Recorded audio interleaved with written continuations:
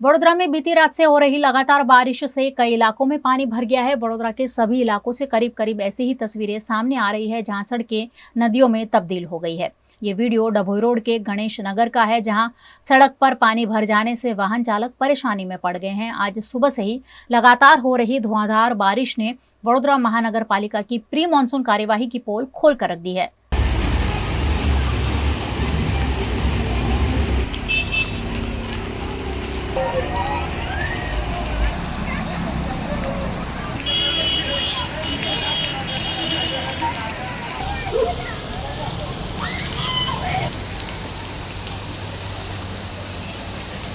वडोदरा के RV Desai road पर Jayaratne building के पास भी हर साल की तरह इस साल भी भारी जल भराव देखा जा रहा है।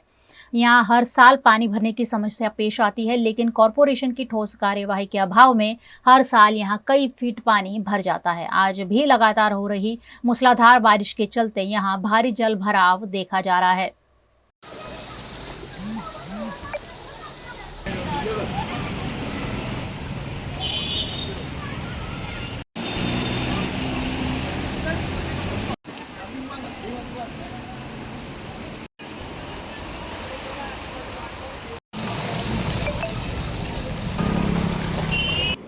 जयरत्न बिल्डिंग चार रस्ता समझी लो કે પૂરા ગળા દૂધ છે, એકદમ ભરાયેલું છે પાણી।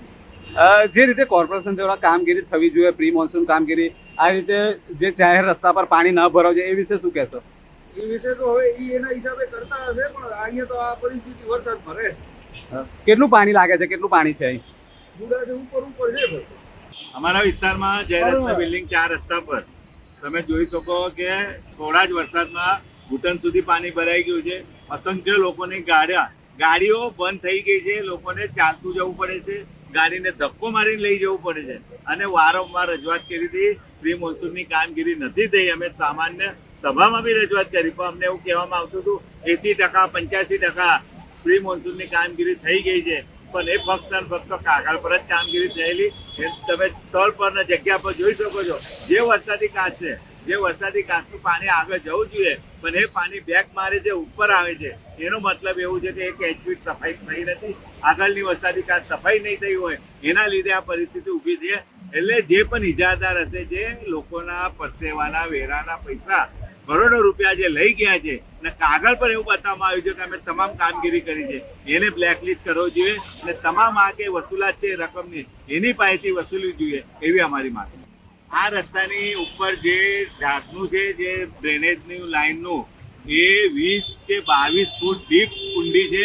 એનું ઢાંકણ એક કોઈ ગાડી પાણી ભરેલું હતું, એમાં ખબર નહીં, એક 4 વ્હીલ ગાડી ઉપરથી ગઈ તો આખું ઢાંકણ ખુલી ગયું, ઉપર આવી ગયું। એટલે અમે આજુબાજુના લોકોને સાથે ઊભા રાખીને એને હમણાં પેલું એ મૂકી છે કે કોઈ અંદર પડી ના જાય।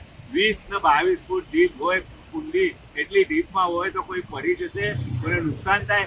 આ તમામ તંત્રની જવાબદારી હોય। આટલો મોટો વરસાદ પડતો હોય તો ખરેખર કોર્પોરેશનના કર્મચારી હોય કે એમની જે ટીમ હોય, અને જ્યારે કમિશનર શ્રી એવું કહે છે કે વરસાદ ચોમાસું ચાલુ થાય એટલે 24 કલાક ઇમરજન્સી કામગીરી ચાલતી હોય, તો મને તો કોઈ દેખાતી નથી। અમે 3-4 કલાકથી આ જગ્યા પર ઊભા છે, પણ કોઈ પણ પ્રી જે ઇમરજન્સી કામગીરી કરવાની હોય એ ખરેખર કોર્પોરેશને કરવી જોઈએ, એમાં પણ નિષ્ફળ ગયા છે।